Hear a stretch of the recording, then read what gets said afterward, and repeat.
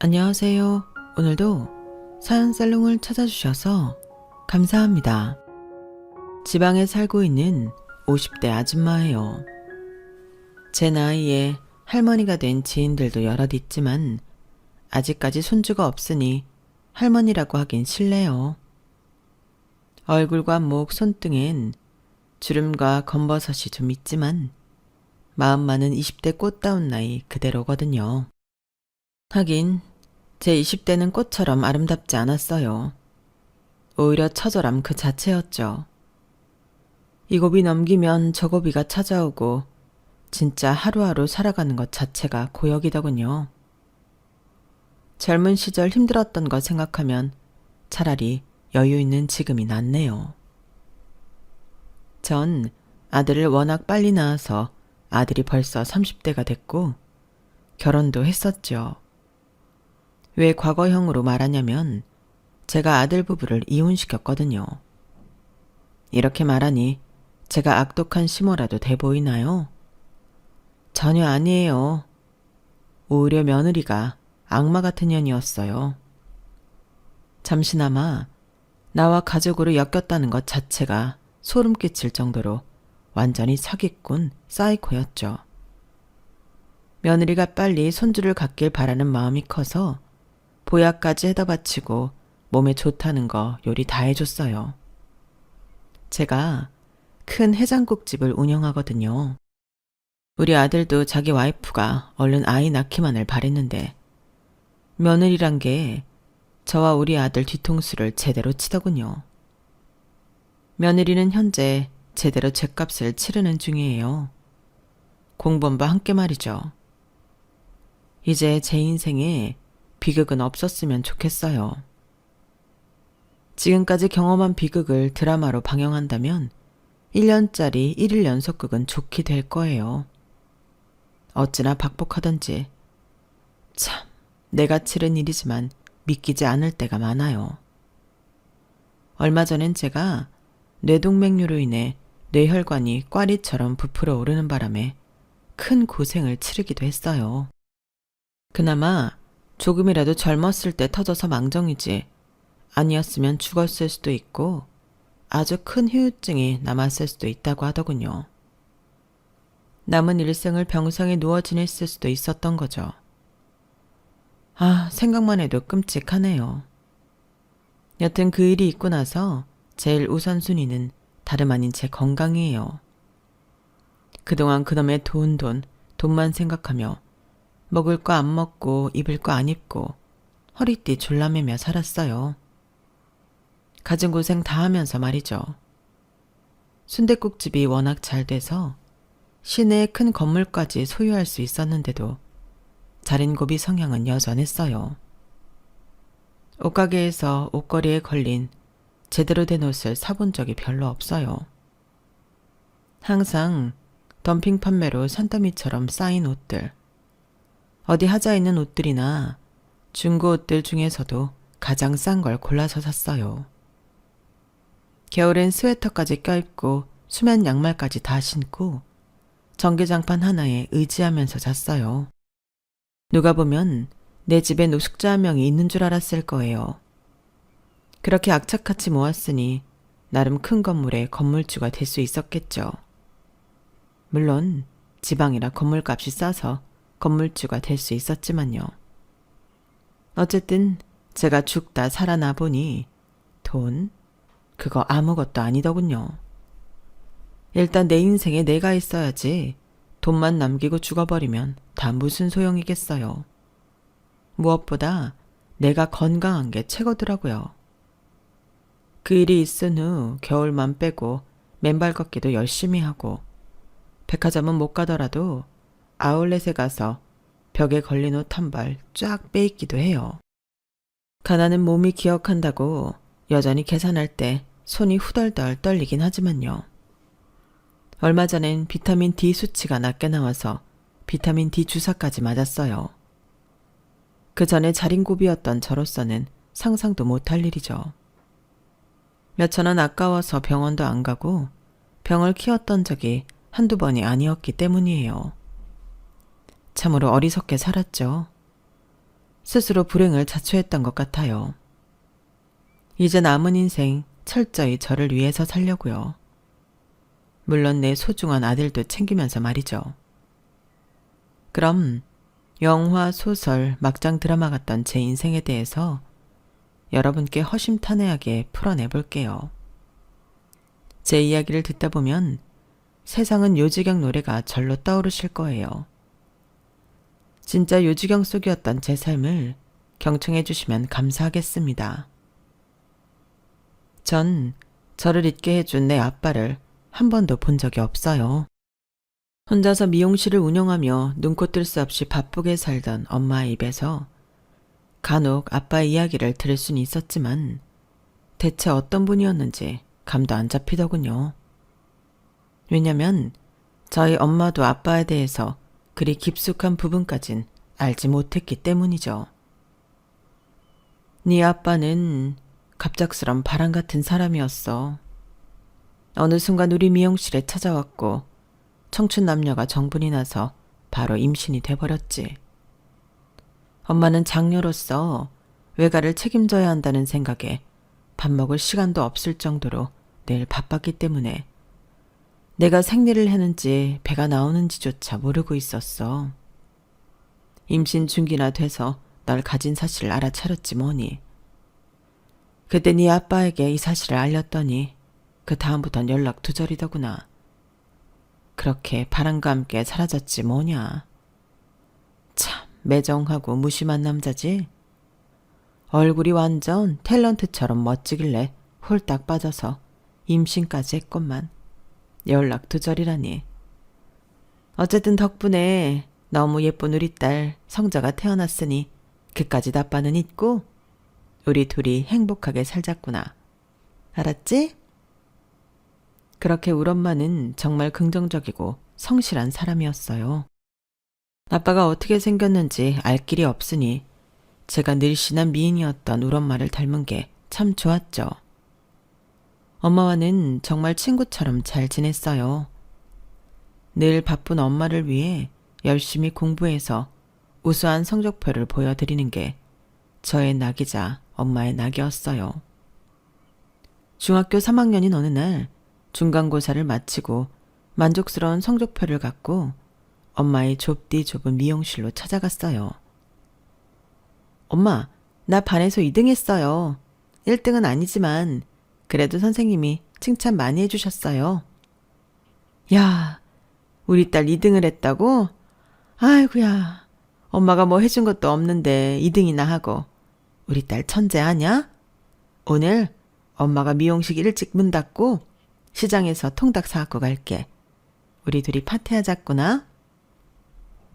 전 진짜 오랜만에 먹는 통닭을 기대하며 집에서 엄마를 기다리고 있었어요. 그때 전화 한 통이 걸려오더군요. 그 전화를 받고는 바로 주저앉아 버렸어요. 얼마나 놀랐으면 16살인 제가 바지에 오줌을 싸버렸을까요? 그 전화는 바로 저희 엄마가 미용실 문을 일찍 닫고 통닭 사오시는 길에 택시에 치여 큰 사고가 났다는 전화였어요. 엄마 곁엔 저뿐이니 이내 곧 정신을 차리고 병원으로 향했죠. 엄마는 상태가 심각하여 응급실에서 중환자실로 옮겨졌고 아주 오랜 기간 동안 병원 신세를 져야만 했어요. 뇌를 크게 다쳤거든요. 40대 초반이던 엄마는 5살 정도의 지능을 갖고 퇴원을 하게 되었어요. 전 졸지에 5살 아이 같은 엄마의 보호자가 되어야 했죠. 학교고 뭐고 때려치우고 일단 병원비를 해결해야 했어요. 요즘은 건강보험 시스템이 잘 돼서 그래도 병원비가 엄청나게 들어가진 않더라고요. 그런데 한 40여 년 전만 해도 병원비가 진짜 비쌌어요. 게다가 엄마는 중환자실과 일반 병동에서도 오래 있었으니 병원비가 어마어마했죠. 엄마가 운영하던 미용실을 정리해서 그 보증금으로 일정 부분 충당했어요. 그리고도 아직 모자라서 엄마와 함께 살던 전셋집을 처분하여 지하 단칸방 월세집으로 옮기고 그 보증금도 병원비로 다 쏟아 부었어요. 지금 생각해도 참 야무지게 처리했던 것 같아요. 어린 나이에 말이죠. 이제부터 집에서 엄마를 돌봐야 하는 생활이 시작되었어요. 공부를 꽤 잘했던 제가 학업도 다 포기하면서 엄마의 기저귀 수발까지 들어야 했던 상황이었지만 마냥 힘들지만은 않았어요. 오히려 그 교통사고로 인해 엄마가 하늘나라로 가버렸다면 그 충격이 더 컸을 것 같아요. 세상에 온전히 저 혼자만 남는 거니까요. 5, 6살 지능으로 돌아가버린 엄마가 오히려 귀여웠어요. 어쩔 때는 엄마가 절더러 엄마라고 부르더군요. 그래서 제가 웃으며 답했죠. 그래요, 엄마. 지금껏 아빠도 없이 엄마 혼자 날 키우느라고 얼마나 고생했어요. 이젠 내가 엄마를 돌봐드릴게요. 내가 엄마의 엄마가 되어드릴게요. 마음껏 투정 부리고 그래도 돼요. 엄마는 그럴 자격이 있어요. 그러나 현실적으로 가장 큰 문제는 바로 돈이었어요. 제가 돈을 벌어야 엄마와 제 입에 풀칠이라도 할 수 있었기 때문이죠. 엄마는 자꾸만 밖으로 나가려고 했고 엄마를 봐줄 사람이 없으니 방에 먹을 것과 요강을 준비해 놓고는 밖에서 문을 잠그고 전 떡볶이집에서 알바를 했어요. 요즘엔 사회복지 시스템이 좋아서 정부에서 많은 보조가 있지만 그때만 해도 그렇지 않았어요. 어린 제가 돈을 벌면서 엄마까지 케어해야 하는 건 온전히 저만의 숙제였죠. 다행히 떡볶이집 사장님께서는 알바생인 절 예뻐해 주셨어요. 성자야, 네가 우리 떡볶이집에서 일하니 인근 남자 고등학생들이 물 밀듯이 몰려온다. 네 얼굴 본다면서 말이야. 여기서 계속 일해라. 내가 다른 곳보다 시급 많이 쳐줄게. 그렇게 다른 곳보다 시급을 좀 더 올려받으면서 떡볶이집에서 몇 년이나 일할 수 있었죠. 매달 월급날이 되면 엄마가 제일 좋아하던 바나나 딱 1개를 사갔어요. 바나나가 지금은 다소 저렴한 과일 축에 속하지만 그때 당시에는 진짜 비싼 과일이었어요. 다른 식재료를 살 것도 많으니 그 비싼 바나나는 낱개로 딱 1개만 사야 했어요. 과일집 사장님께 거의 구걸하다시피 해서 말이죠. 몇 년이 지나고 19살 정도가 되자 제가 일하던 떡볶이 가게에서도 DJ를 드리더군요. 한창 DJ가 핫하던 시절이었거든요. 그 남자 DJ가 저와 같은 떡볶이집에서 일하겠다고 들어오는 순간 띠용 했어요. 알랭들롱 닮았을 정도로 진짜 잘생겼었거든요. 그냥 그 남자를 보기만 해도 가슴이 콩닥거릴 정도였죠. 내 마음을 눈치챘는지 아닌지 그 남자 DJ가 마이크에 대고 제 이야기를 종종 하더라고요. 저기 떡볶이 나르는 아가씨, 우리 가게 최고의 미녀 강성자 씨에게 바칩니다. 엔들리스 러브. 전 팝송을 많이 좋아했었는데 잘생긴 남자가 저보고 미녀라고 불러주고 제가 좋아했던 팝송까지 틀어주니 얼굴이 홍당무가 되어버렸어요. 몇 개월 같이 일하며 친해진 그 남자 DJ 박보철은 그 후로도 제게 엄청나게 들이댔어요. 그가 싫진 않았지만 아직 미성년자라는 신분과 제가 케어해야 할 엄마가 집에 있다는 사실은 제 마음의 문을 꽁꽁 닫게 하였죠. 그래 성자야, 이 오빠가 기다려줄게. 얼마든지 말야. 너의 마음이 봄바람에 눅 놓듯 녹으면 나에게 알려줘. 그곳이 어디든 너에게 달려갈 테니. 맨날 이렇게 멋진 멘트를 날려주는 잘생긴 DJ 오빠라니. 저도 이미 마음만은 홀라당 넘어간 상태였죠. 그러던 어느 날, 그날도 떡볶이집에서 열심히 알바하고 있었는데 사장님께서 급히 달려오셨어요. 성자야, 너 얼른 집에 가봐야겠다. 너희 엄마가 옥상으로 올라가셨다가 떨어지셨대. 크게 다쳤나 봐. 우리 집 옥상이요?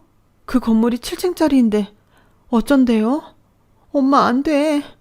우리 엄마 어째? 얼마 전 문고리가 고장나서 대충 나무떼기를 떼고 나왔는데 그새를 못 참고 결국 집 밖으로 나와서 그 건물을 올라가 옥상에서 떨어지셨다니. 제발 살아주시기만을 바라며 병원으로 달려갔어요. 택시에 치이고도 살아남은 엄마니까 이번에도 기적이 일어나길 바랬죠. 하지만 기적은 없었어요.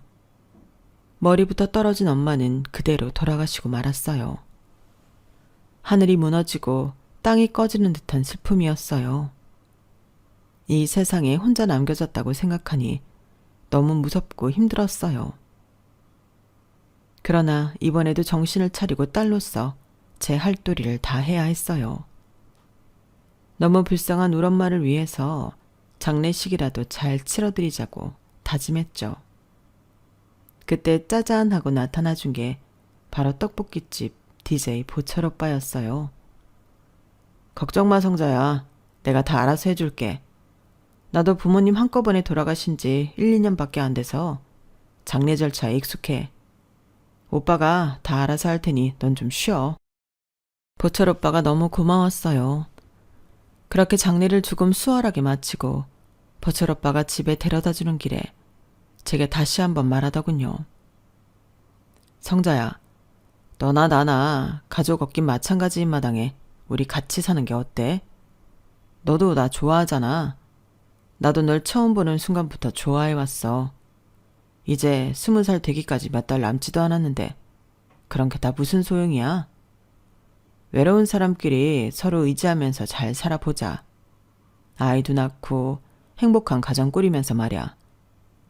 나한테 기대도 좋아. 평생 날 의지해도 좋다고. 그 말을 듣는데 엄마 장례식장에서보다 더 크게 울음이 터지더군요. 보철 오빠를 붙잡고 오열하다시피 한참을 울었네요. 그 후로 우린 혼인신고서에 바로 도장 찍고 같이 살았어요.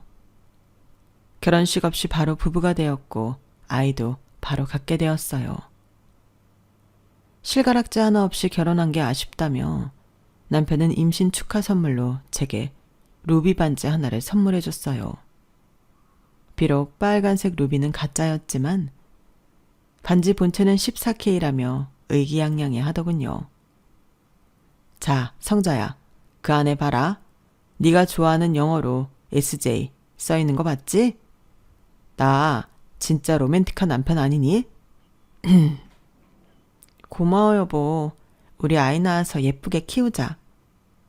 그해 겨울 너무 예쁜 우리 아들 성민이가 태어났죠.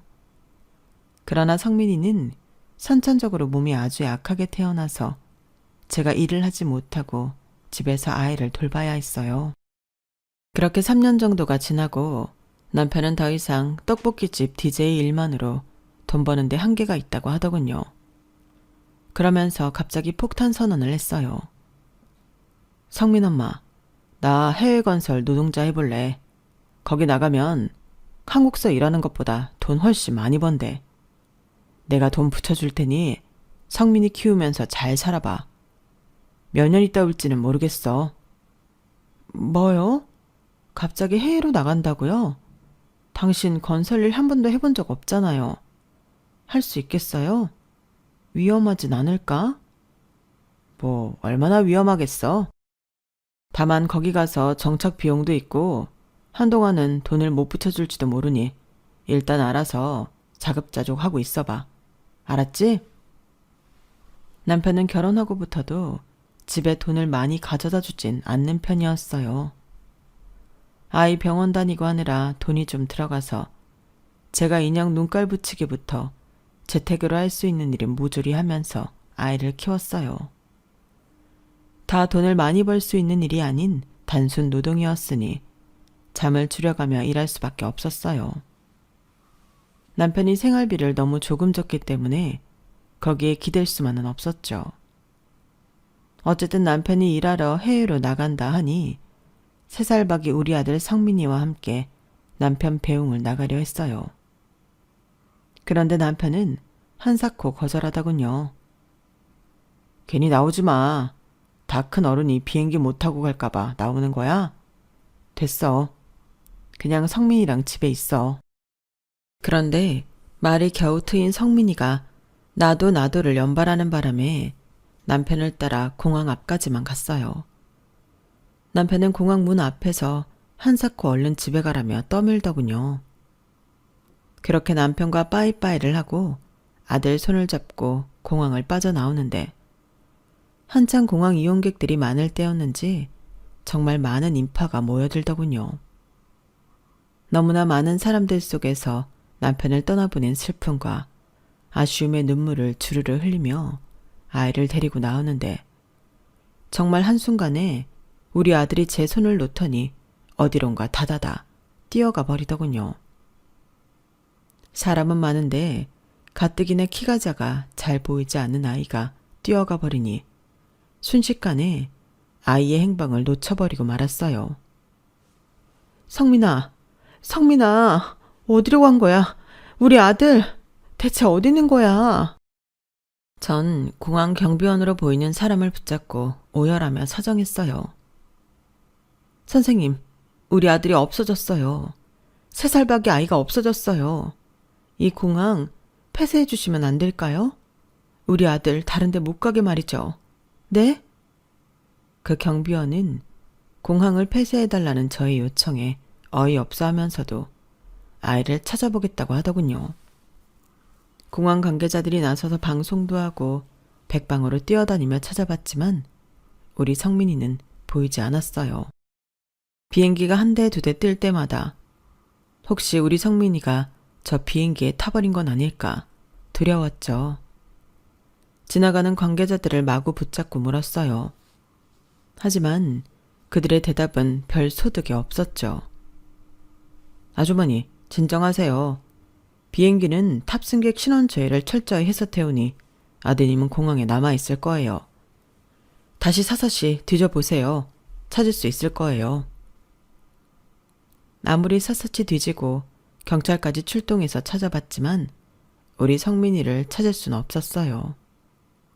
내 남편이 곁에 있었다면 그래도 불안이 좀 덜한 상태에서 아이를 찾아볼 수 있었을 텐데 남편까지 해외에 나간 상황이니 저 혼자 완전히 멘붕 상태였어요. 반 미친 사람이었죠. 아이를 그렇게 허무하게 잃어버린 상태에서 남편의 연락을 기다렸지만 해외로 일하러 나간 남편은 무심하게도 일주일이 지나도록 전화 한 통 없었어요. 그러다 가까스로 연락이 닿은 남편에게 그간의 사정을 다 말했어요. 남편은 당연히 고래고래 소리를 질렀죠. 이 미친 여편네야. 하나뿐인 아들을 잃어버려? 차라리 나가 되져라 되져. 얼른 우리 성민이 찾지 않고 뭐하고 있는 거야? 자기야, 다시 한국으로 와주면 안 될까? 지금 돈 버는 게 문제가 아니야. 우리 아들 찾아야지. 열받아. 이 바보 천치야. 네가 우리 성민이 애미 맞냐? 애가 여러 명도 아니고 한 명뿐인데 애를 잃어버리는 게 말이 되냐고. 됐어. 너 같은 여편네 지옥에나 가버려라. 남편은 그렇게 온갖 거친 말만 쏟아내고는 저와의 연락을 끊어버렸어요. 그 후로도 남편의 소식을 들을 길이 없었죠. 남편이랑은 이혼만 안 했지 거의 남이나 다름없었어요. 전 미친 여자처럼 우리 성민이를 사방팔방으로 찾으러 다녔지만 다 실패하고 말았어요. 그렇게 반거지꼴로 생활하던 5년여의 세월이 흐르고 갑자기 집으로 어떤 여자가 찾아왔어요. 박보철 씨 부인 맞죠? 여기 박보철 씨 명의로 된 전셋집 맞고요. 네. 그런데 누구시죠? 남편 지금 집에 없는데요. 당연히 없겠죠. 댁의 남편 박보철 씨 엊그제 외국에서 죽었어요. 난 돈이라도 좀 남기고 죽었나 했더니 돈 한 푼 없는 사람이더만요. 전 머리통을 얻어맞은 듯이 정신이 혼미해졌어요.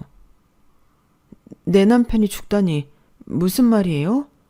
당신이 뭔데 우리 집에 와서 그런 말을 하는 거예요? 누구긴 누구예요? 그 사람이 얼마나 나한테 죽고 못 살아 있는데 재산이 이렇게 없는 거진 줄 알았으면 병든 거 알았을 때 그냥 내치는 건데. 암튼 당신 남편 급성 강경화로 되졌으니 그렇게 아세요. 어쨌든 지난 8년간 내가 거의 부인이나 다름없이 외국까지 함께 나가 생활했으니 이 집 전세금 빼서 뿜빠이 합시다. 5대5로 말이죠. 듣자하니 당신 칠칠치 못하게 아들도 잃어버리고 부인 노릇도 제대로 못했다면서요. 그 부인 노릇 내가 대신해줬으니 나한테도 권리가 있다고요. 이게 무슨 개소리인가 싶더군요. 8년이나 관계를 가졌다 함은 나랑 결혼하고 바로인데 그때부터 두 집 살림을 하고 있었다니 믿어지지 않았죠. 그런데 어느 정도 수긍을 할 수 있었던 것이 남편이 생활비를 진짜 코딱지만큼 갖다 준 것이 늘 이상했어요. 부지런하고 열심히 일하는 사람이었기에 벌이는 괜찮은 편이었거든요. 어찌됐든 저 몰래 해외까지 나가서 두 집 살림 해온 남편이 급성 강경화로 죽었다니 아무 느낌도 안 들더군요. 그동안 떨어져서 남처럼 산 세월도 길었고 말이죠. 그러나 뜬금없이 내연녀가 찾아와 내가 살고 있는 집 전세 보증금을 반이나 내달라니 그건 허락할 수 없었죠. 내가 미쳤냐? 어디서 떳떳하지 못한 내연녀 주제에 찾아와서 지랄이야. 그 인간 잊은 지 오래야. 내 남편이라고 생각도 안 하고 살았다고. 어찌됐든 그 인간이 죽었으면 이 집 전세 보증금은 부인이 내 거지. 왜 이걸 훔쳐가려 들어? 오늘 한번 너 죽고 나 죽어볼래? 전 그 여자와 머리끄댕이를 잡고 싸웠어요. 제 힘이 얼마나 센지 그 여자도 잠깐 잡고 있는 신용만 하다가 깨갱하고 물러서더군요. 아, 독한 여편네 같으니라고. 저렇게 드센 여자니까 부처씨가 나만 좋아했지. 잘 먹고 잘 살아라. 남편이 괘씸하고 또 괘씸한 마음에 장례도 제대로 안 치러주고 그냥 화장해서 강물에 뿌려주었어요. 그러고 나서 집에 와서 한참을 울었어요. 그 울음에 남편에 대한 회한의 마음이 아닌 우리 아들에 대한 그리움의 눈물이었죠. 하지만 왠지 우리 아들을 언젠간 꼭 만날 것만 같았어요. 그래서 폐인같이 살기보단 최대한의 돈도 많이 벌고 모아서 잘 살고 있는 엄마의 모습을 보여주고 싶었어요. 죽을 힘을 다해 열심히 살았죠. 돈이 없고 배가 고파서 식당 주방일을 찾았어요. 그러면 식당 뒤에서 남은 음식이라도 먹을 수 있을 것만 같았거든요. 그렇게 한식 뷔페, 국밥집, 순댓국집 등을 전전하면서 식당 일에 대해서 많은 것을 배울 수 있었어요. 그게 언 3년의 세월이었죠. 그리고는 대출을 받아 저만의 선지해장국집을 차렸어요. 고소한 선지해장국은 제가 가장 좋아하는 음식이었거든요. 마치 갈비탕 같은 맑은 국물에 큼지막한 소뼈를 넣어 넉넉히 1인분을 담아 팔았어요. 그렇게 푸짐하게 판매하니 손님들이 점점 늘더군요. 입소문에 소문을 타고 장사는 불티나게 잘 되기 시작했죠. 눈코 뜰 새 없이 바빴지만 장사가 끝나고 한 상자 가득 현금을 가져가서 밤새 셀 때면 피곤이 다 가시는 것 같더라고요. 제가 그렇게 돈을 벌고 악착같이 모았던 건 다 우리 아들 성민이를 만날 때를 대비해서였죠. 우리 아들 생각하며 괴물처럼 돈을 벌었어요. 너무 힘에 부쳐 살이 39kg까지 빠졌기에 보기에도 정말 좀비나 다름없었어요. 그렇게 10수년이 흐르니 통장에 돈이 불어나 지방 시내에 큰 건물을 하나 살 금액이 되더군요. 그도 그럴 것이 우리 선지 해장국집에 야채를 대주던 사장님도 덩달아 돈을 많이 벌어 그 옆에 조그만 빌딩을 살 수 있었죠. 그 야채집 사장님은 제게 너무 고마워했어요. 아유, 해장국집 사장님 항상 고맙게 생각하고 있어요. 여기 해장국이 너무 잘 되는 바람에 한낱 야채 장수가 이렇게 빌딩도 사고 진짜 고마워요. 해장국집 사장님이 부럽기도 무진장 부럽네요. 에이, 뭐가 부러워요. 전 야채가게 사장님이 훨씬 부러운걸요? 이번에 아드님 검사로 발령 나셨다면서요. 사법고시랑 연수한 성적도 엄청 좋았다더니 원하던 검사 돼서 좋겠어요. 아버지로서 얼마나 뿌듯하세요. 뭐, 지 엄마도 일찍 죽은 마당에 혼자서 바르게 커준 것만 해도 다행이죠. 사실 우리 아들 다른 곳에선 자랑 많이 해도 여기 해장국집에선 자랑 못하겠어요. 사장님은 3살박이 아들 잃어버리고 얼마나 마음이 찢어지겠어요. 에휴, 아직까지 우리 성민이 백방으로 찾고 있어요. 시간만 나면 말이죠. 근데 언젠간 만나지 않을까 하는 희망이 있어요. 진짜 근거 없는 희망이지만 왠지 언젠가 만날 수 있을 것 같아요, 우리 아들. 진짜 저는 해장국집이 잘 되면서부터 종업원도 많이 쓰고 제 개인적인 시간이 날 때면 무조건 우리 아들 찾는데 혈안이 돼 있었어요. 우리 아들 성민이를 찾을 수 있다면 돈이 얼마 들든 무슨 일이든 할 각오가 되어 있었죠. 돈은 많이 벌어서 경제적 여유는 있었지만 우리 아들을 잃어버린 지 10수년이 되었으니 마음의 여유는 없었어요.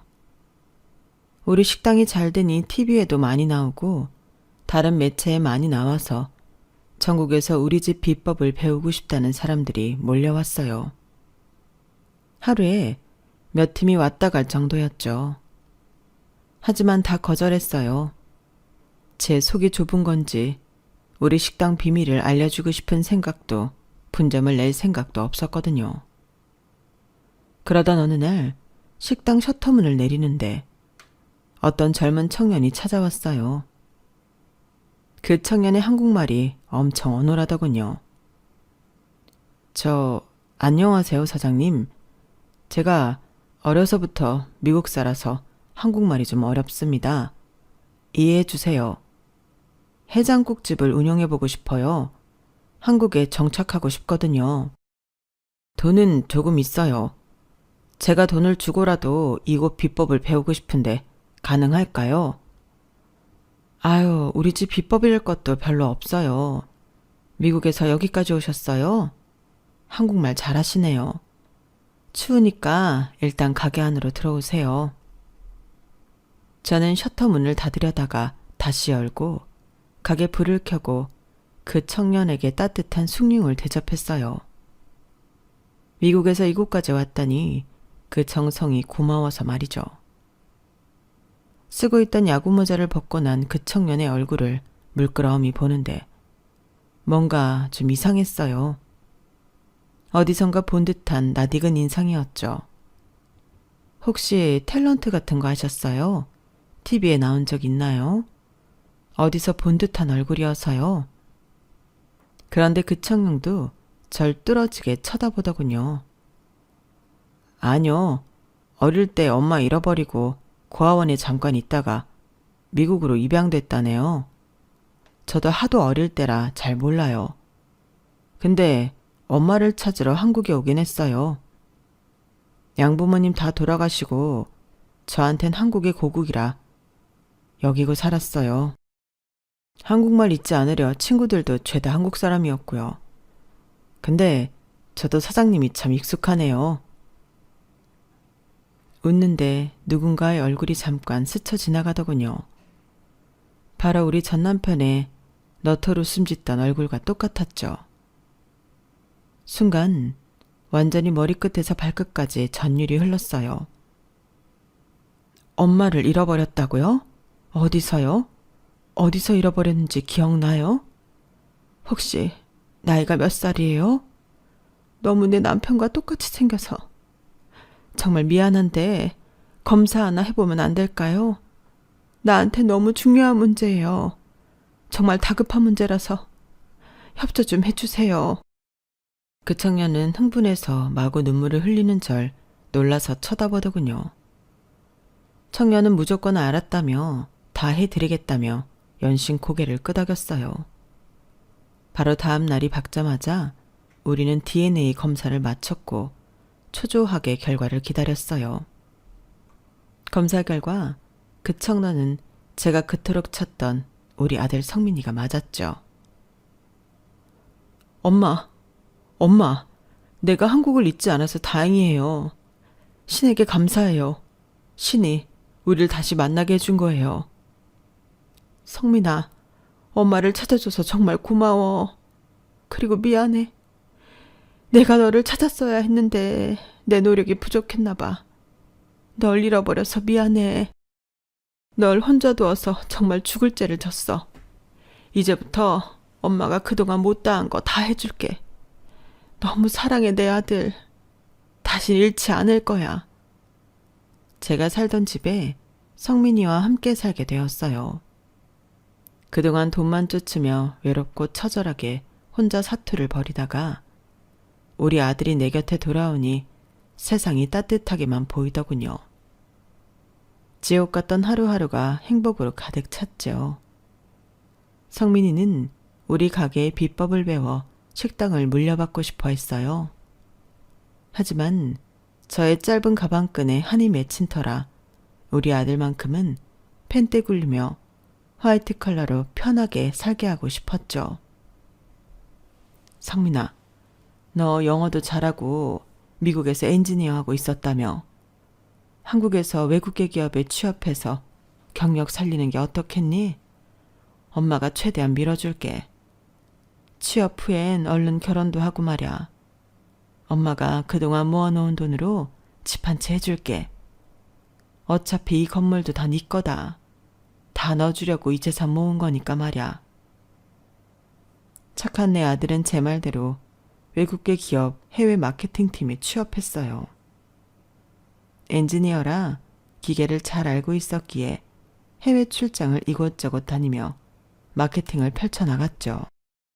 그렇게 몇 년 사회생활을 하다가 이 지역 병원의 정신과에서 근무하던 간호사 여자친구를 만나 결혼하겠다고 하더군요. 저에게 여자친구를 소개하면서 어느 정도 배경에 대해 말해주었는데 제 눈치를 좀 보더라고요. 제가 결혼을 반대할까봐 말이죠. 엄마, 여자친구가 가족 없이 남동생과 둘이 자라서 돈도 없고 아무것도 없어요. 그저 착하기만 한 사람이에요. 그래도 간호사로 열심히 일하는 프로페셔널한 여자랍니다. 엄마 말대로 30 넘기기 전에 결혼해서 아기 낳고 행복하게 살고 싶어요. 엄마 집 근처에서 살게요. 내 여자친구 예쁘게 봐주면 좋겠어요. 결혼 반대하지 말아주세요. 성민아, 우리 집도 너 어렸을 땐 가난했었어. 반대할 이유가 뭐가 있겠니? 내가 뭐가 잘난 시어머니라고. 어려서부터 가난했던 건 자기가 선택해서 그렇게 된 것도 아닌데 말야. 자기 잘못이 아냐. 성인이 돼서 자기 일 열심히 하며 본인 앞가림만 잘하면 됐지 뭐. 우리 아들이 선택한 여자니까 다 상관없다. 네가 워낙 착하고 고운 심성을 가졌으니 네 와이프 될 사람도 착하겠지 뭐. 얼른 결혼 준비하거라. 고마워요, 엄마. 제가 며느리감을 실제로 봤을 때도 착해 보였어요. 아들 내외는 별 탈 없이 결혼식을 올렸죠. 마침 며느리의 남동생인 사돈총각이 우리 집 근처 원룸에 혼자 살고 있다기에 자주 불러서 밥도 해먹였어요. 저 나름대로 며느리와 사돈총각에게 물심양면으로 잘해주었어요. 제 어릴 적 가난하고 힘들 때의 모습이 오버랩돼서 보였거든요. 그렇게 어느덧 3년 정도 지나고 시모인 저와 아들이 그토록 기대하던 아기가 잘 생기지 않더라고요. 아들도 고민하는 기색이 역력했죠. 며느리가 아직은 시험관까지 고려하고 있지 않다고 해서 강제할 수는 없었기에 자연 임신만 기다리고 있는데 소식이 없더군요. 아가, 이거 내가 용한 한의원에 새벽같이 가서 텐트 치고 줄 서 있다가 아침에 지어온 거다. 여기 너무 유명해서 약 지어 먹기도 힘드니까 꼭 잘 챙겨 먹도록 해라. 그리고 혹시나 간호사 생활이 힘들어서 애가 안 생길 수도 있으니 이제 일도 그만두도록 해. 집에서 마음 편히 쉬면서 임신에만 전념하도록 하라고. 알았지? 예. 드디어 일 안 해도 되는 거예요? 감사합니다, 어머님. 안 그래도 언제 일 그만둘까 기회만 보고 있었는데. 그럼 저희 카드값 모자르면 어머님이 좀 보태주실 거죠? 퇴사하라는 말에 너무 기뻐하길래 좀 놀랐어요. 안 그래도 생활비를 현금으로 많이 보조해주고 있다고 생각했는데 카드값도 보태달라니 좀 떨떠름하더군요. 일단 뭐 알겠다고 했죠. 며느리가 마음 편히 쉬면서 아이 갖는 게 우선이라 생각했거든요. 며느리한텐 마음 편히 몸 편히 있으라 했으면서 정작 저는 여전히 바쁘게 일하며 살고 있었어요. 그러다가 사단이 나고 말았죠. 선지해장국집에서 새벽부터 일하다가 뇌동맥류가 터져버린 거예요. 그 뒤로는 기억이 없었어요. 후에 의사로부터 들으니 선천적으로 뇌동맥류가 있었는데 지금껏 버틴 게 용한 거라더군요. 정신 차려보니 며느리가 있었어요. 어머님, 그이는 또 출장 갔어요. 너무 중요한 출장이라 빠질 수 없다면서 말이죠. 이번엔 좀 장기 출장 갈 것 같아요. 이따가 전화 올 거예요. 그런데 아까부터 어머님 이상한 소리 하시던데? 그거 기억하세요? 뭐? 내가 뭘 했는데? 지금이 몇 년도냐니까 1999년도라고 하질 않나. 성민 씨가 아직 3살이라고 하질 않나. 이상한 소리를 하시더라고요. 혹시 치매나 뭐 기억상실 이런 건가 해서 의사한테 검사 의뢰했어요, 일단. 뇌 수술 받은 지 얼마 안 된 터라 기억이 오락가락했어요. 하지만 주치의의 말에 의하면 치매나 기억상실 따윈 아닌 게 확실하다더군요. 일시적인 기억장애일 거예요. 금방 정상으로 돌아오실 겁니다. 일단 뇌혈관이 터졌는데 그래도 나이가 젊은 편이니 이렇게 몸 성한 채로 깨어나신 거지. 큰 후유증 갖고 살아계시는 분들이 많은데 천만 다행입니다. 너무 감사한 일이었어요. 혹여나 예전 우리 친정엄마처럼 정신적인 문제나 거동상의 장애가 생겨버리면 내 자식은 우리 성민이에게 짐이 될 수 있었기 때문이었죠. 기적처럼 다시 만난 내 아들에게 부담이 되긴 싫었어요. 그런데 어쩐 일인지 입원한 후로 뭔가 이상한 일이 재빠르게 진행되고 있다는 느낌을 받았어요. 아직 낫지도 않은 것 같은데 며느리는 서둘러 퇴원 수속을 밟더군요. 그렇게 집에 왔는데 며느리가 저 몰래 우리 아들과 전화 통화하는 내용을 들었어요. 여보, 어머님 아무래도 치매신 것 같아. 당신이 외국에 이번 달 내내 있어야 하니 내가 절차 밟아서 병원으로 모실게요. 내가 정신병원 간호사로 오래 있었잖아. 다 알아서 할 테니 걱정 말아요. 저는 정신이 번쩍 들었어요. 나름 착하다고 여겼던 며느리가 절 병원에 감금하려 하다니. 힘도 없는 제가 며느리 손에 이끌려 정신병동에 갇힐 수도 있다는 생각이 들자 도망쳐야겠더군요. 얼른 핸드폰이랑 현금 몇 푼만 챙겨서 택시를 잡아 타고 달아났어요. 기사님, 최대한 멀리 가주세요. 택시 안에서 제 핸드폰으로 아들에게 연락하려 했어요. 난 미치지 않았다. 네 와이프가 날 정신병동에 가두려 하는 거다. 라고 말하려 했죠. 핸드폰을 켰더니 제 폰이 아니더군요. 하도 정신이 없어서 며느리 폰을 갖고 나온 거였어요. 비번도 안 돼 있길래 며느리 폰 내용을 살펴보게 됐어요.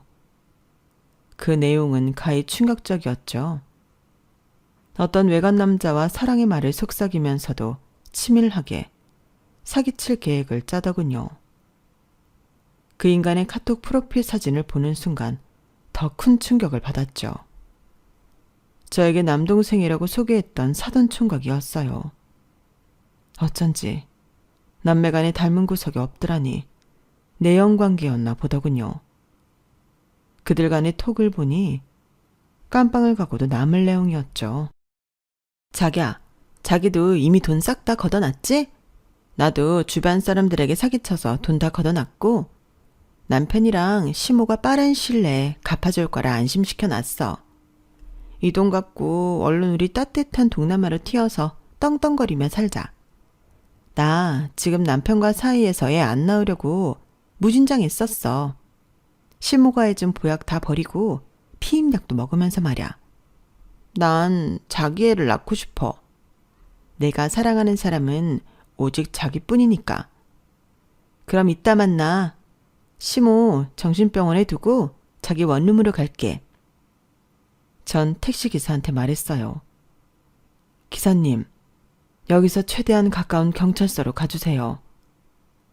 경찰서에 도착하기 전 며느리 폰으로 우리 해장국집 야채 대주는 사장님한테 전화를 걸었어요.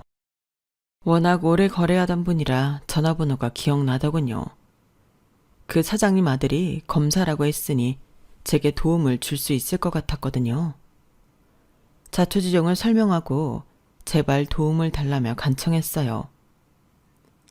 아니, 며느리 그 여자가 해장국집 사장님한테 그런 몹쓸 짓을 하려고 했단 말이에요. 우리 아들의 모든 인맥 동원해서 최대한 도움 줄게요. 걱정 마세요, 사장님. 경찰이든 검찰이든 이 며느리와 동생이라고 속인 그 내연념을 깜빵에 쳐넣기 위해 어떤 도움이든 받고자 했어요. 지금도 그 절차를 진행 중이고요. 아마 그 둘은 곧 징역형을 살게 될 것 같습니다. 당시 모든 사실을 알게 된 아들은 혼비백산에서 바로 귀국했어요. 엄마, 죄송해요. 너무 미안해요. 내가 와이프를 잘못 골랐어요. 그저 착한 여자인 줄로만 알았어요. 엄마를 다시 잃을 순 없어요. 이제 평생 내가 엄마 지켜드릴게요. 세상 사람 아무도 안 믿을 거예요. 우리 모자는 껴안고 펑펑 울었죠. 그 못된 며느리년과 내연남 때문에 내 아들이 이혼남이 된 것에 분하고 또 분하더군요. 이젠 시간이 어느 정도 지나서 조금이나마 가라앉네요. 얼마 전까지만 해도 신경안정제와 수면제 없으면 잠도 못 이뤘는데 아들 덕분에 다시금 일상으로 되돌아올 수 있었네요. 역시 혈육이 최고인가 봅니다. 이제 다른 사람 말은 아무것도 믿을 수가 없게 됐네요. 이렇게 뒤통수를 제대로 맞고 나니 사람에 대한 신뢰가 무너졌거든요. 그래도 그 나쁜 연놈들을 콩밥 먹일 수 있게 됐다니 기분이 좀 낫네요. 사필 기정이죠 뭐. 에휴, 저 참으로 기구한 인생을 살아왔죠. 이젠 그렇게 큰일은 다시 안 일어났으면 좋겠습니다. 지금까지 경청해 주셔서 감사해요. 너무 고마운 맘에 제가 여러분의 행복도 많이 많이 기원해 드리겠습니다. 부디 제 앞으로의 인생에도 행운을 빌어주세요. 여러분, 사연 댓글에 응원과 현명한 조언 부탁드려요. 좋아요와 구독은 저에게 큰 힘이 됩니다. 오늘도 좋은 일 가득하세요.